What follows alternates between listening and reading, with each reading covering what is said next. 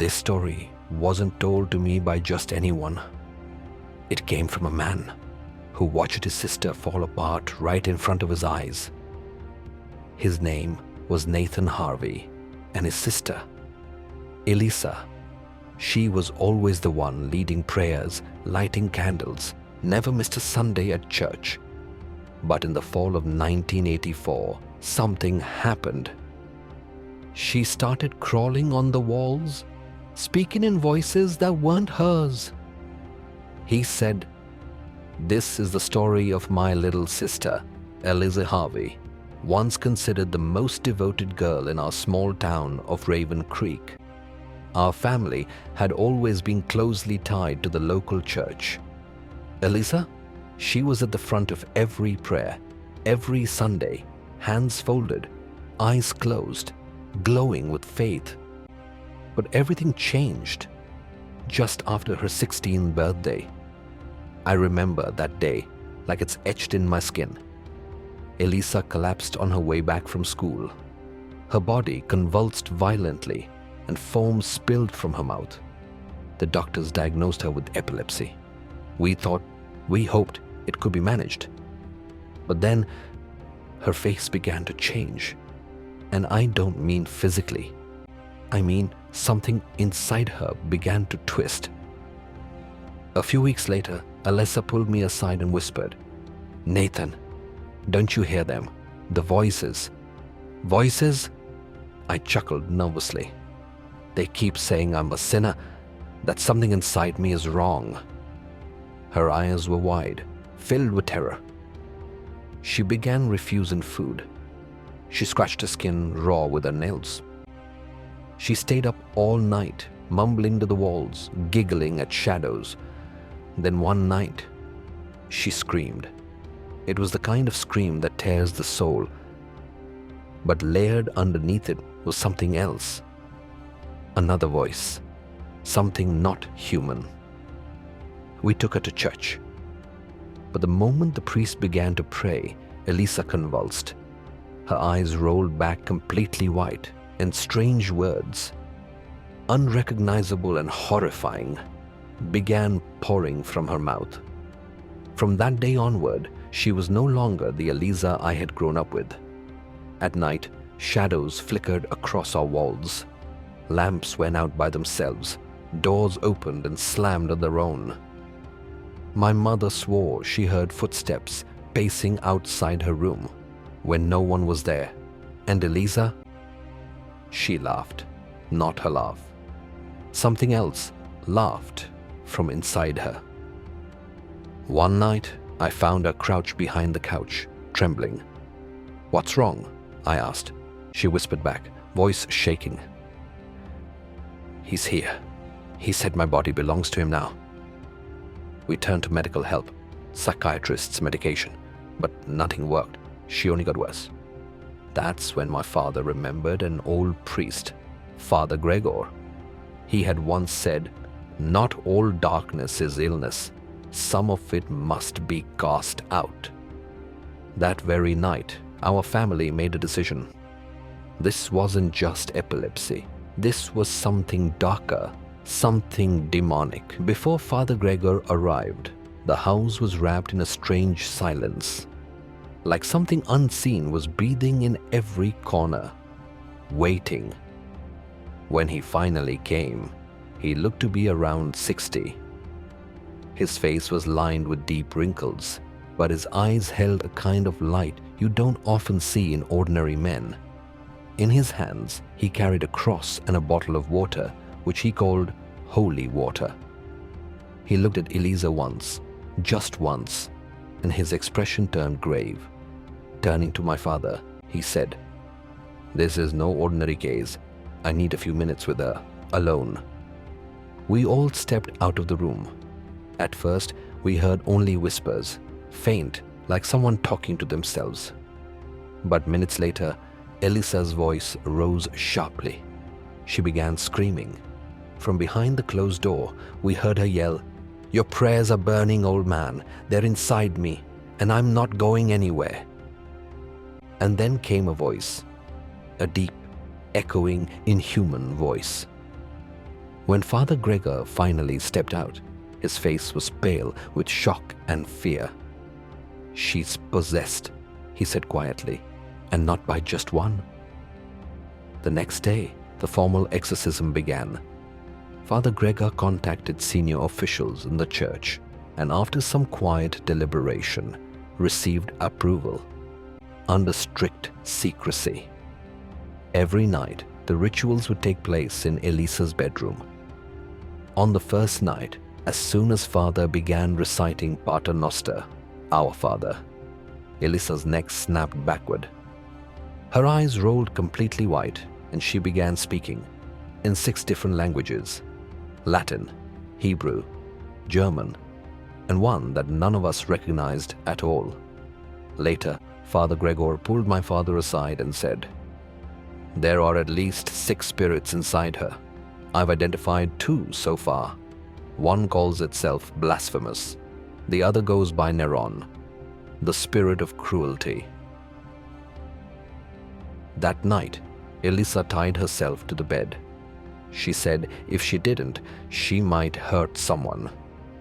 She had completely stopped eating. Not only that, she began clawing at her face with her fingernails, leaving bleeding cuts across her cheeks, and she kept repeating, "I'm not clean. I'm impure. There's fire inside me, burning." We couldn't sleep anymore. None of us.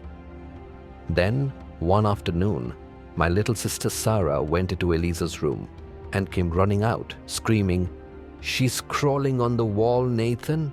Her feet aren't touching the floor." I rushed in. What I saw, I cannot unsee. Elisa was climbing the wall, nearly 3 feet off the ground, arms spread wide, head tilted unnaturally to the side. Black foam dripped from her mouth. That night, Father Gregor intensified the exorcism. He said, "The time has come to ask them their names. Only by knowing the name can the spirit be cast out."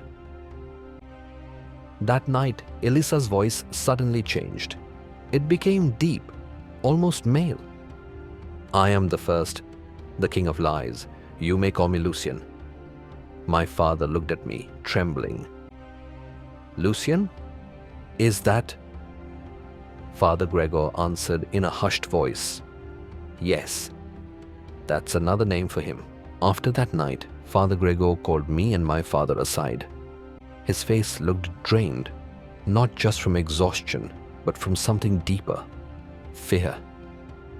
"We've only heard one name so far, Lucian," he said, "but now more are beginning to speak."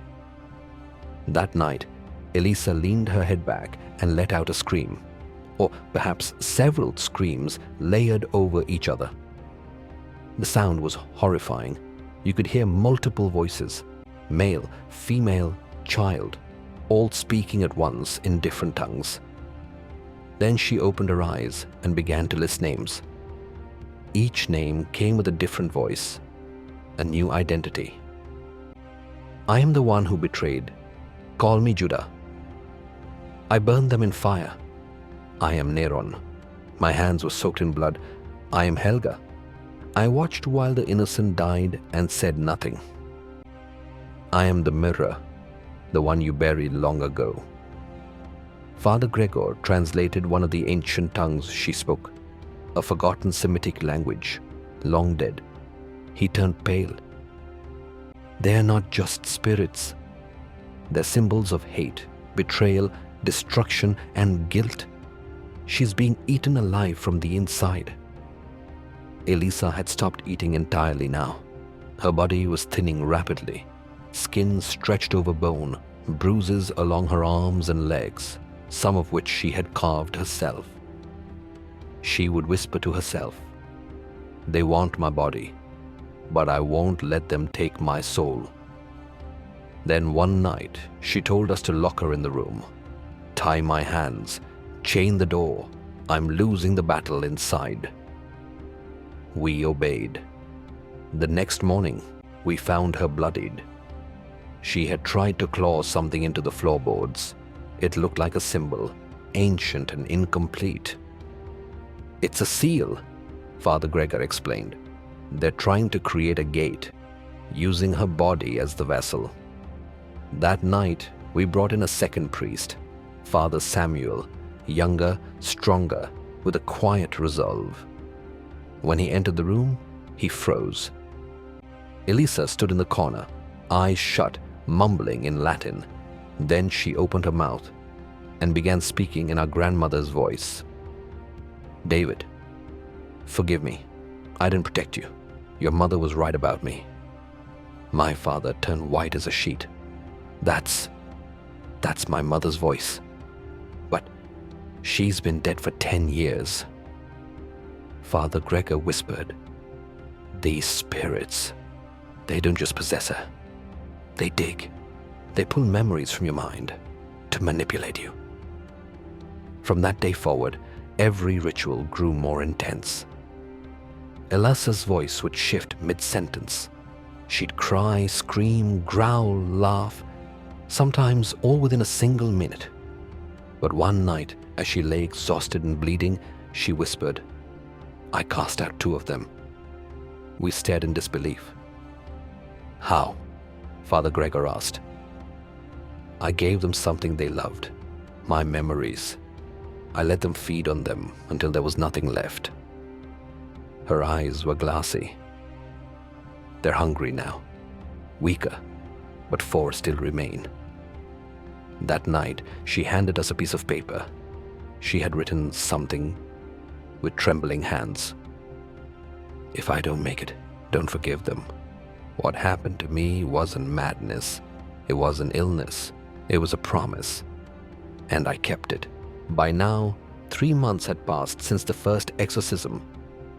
Elisa's body was nothing more than skin and bone, dark circles under her eyes, sunken cheeks, cracked lips. Sometimes she laughed, a laughter so cold it made the house feel frozen. Other times, she'd sit still for hours, staring at the ceiling, as if watching something we couldn't see. "They want full control now," Father Gregor whispered grimly. "They don't just want her soul, they want her destroyed." We tried to feed her many times, but she'd vomit it all out. Her weight had dropped maybe 35 kilos, dangerously low. One day, we found her scratching into her own skin, carving strange shapes and words we didn't recognize. She looked up and whispered, "Let the blood flow. Only then will the fire leave me." That evening, Father Gregor made a decision. "Tonight, we go all in. This may be our last chance. If we fail, we lose her forever." That night, candles were lit around Elisa's room. Holy water, crucifixes, rosaries. Father Samuel read scripture aloud while Father Gregor began the final exorcism rites. Elisa thrashed violently. Her wrists were tied, yet her body arched and twisted like it was trying to escape its own skin. "I'll tell you their weakness!" Elisa screamed. Or rather, the things inside her screamed. Each voice came from the same mouth, but had a different pitch, accent, and tone. "We fear belief. We fear truth. But she doesn't believe anymore. You've already lost her."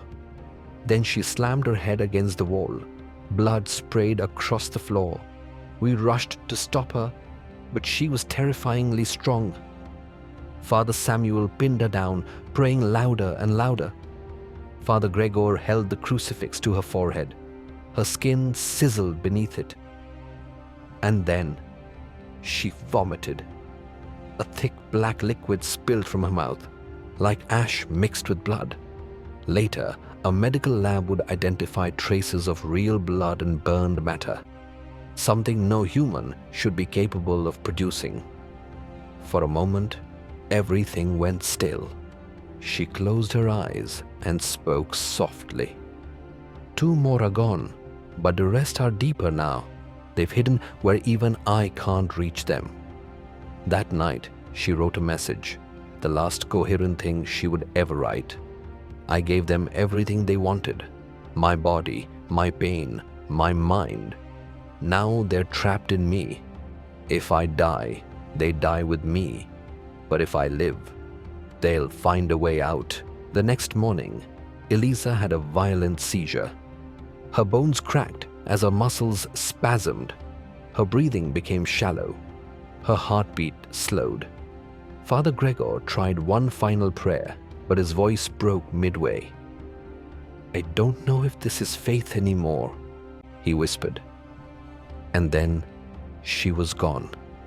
Elisa Harvey, age 23, dead from starvation, internal trauma, and spiritual torment. Elisa's death didn't just shake our family. It ripped through the entire town of Raven Creek like a storm. When the police entered her room, they found blood-streaked walls, torn furniture, and a wooden crucifix shattered on the floor. Nailed to the back of her bedroom door was a piece of paper scrawled in dried blood. "Do not open. They are not gone yet." Her autopsy was harrowing. Severe malnutrition, extreme dehydration, over 40 self-inflicted wounds, some so deep they exposed bone. But even more disturbing was this: traces of ash and foreign organic material inside her stomach. Young woman dies in demonic exorcism gone wrong. Possession or psychosis. Church ritual ends in death. Is faith to blame for Elisa Harvey's torture? 3 weeks later, Father Gregor, Father Samuel, and Elisa's parents were charged with negligent homicide. The courtroom was packed every single day, believers on one side, skeptics on the other. The prosecution showed video and audio recordings from the exorcisms. Elisa speaking in unknown languages, growling and convulsing violently, walls rattling candle flames, flickering with no wind. But the medical experts were firm. This was not demonic. She suffered from an extreme form of dissociative identity disorder, worsened by epilepsy and untreated psychosis. Medication could have helped. Instead, they let her die. Then it was Father Gregor's turn. He stood silently, holding his rosary. He looked the jury in the eye and said, "I have seen things your textbooks don't explain. I prayed with faith. I did not harm her. I tried to save her soul when science stepped away." After weeks of debate, arguments, and emotional testimonies, the judge gave his final statement. This court recognizes that while the accused acted out of religious belief and concern, their actions, or lack thereof, directly contributed to a young woman's death. Faith is not a shield against responsibility. 6 months suspended prison time for each accused, lifetime ban on performing any exorcisms, mandatory psychiatric training for the priests. They didn't serve jail time, but their reputations were ruined. Father Gregor resigned from the church. Father Samuel disappeared. Elisa's parents never gave another public statement. Aftermath. Elisa was buried in a simple grave. No nameplate, no inscription, only a small wooden cross with the words, "She screamed when no one listened." The church distanced itself. The media forgot. But I didn't, because sometimes, even now, I hear whispering coming from her old room. Soft, trembling, familiar, like she's still there. This story is a fictional retelling, inspired by the real-life case of Anneliese Michel, whose tragic death sparked global debate on faith, mental illness, and spiritual warfare.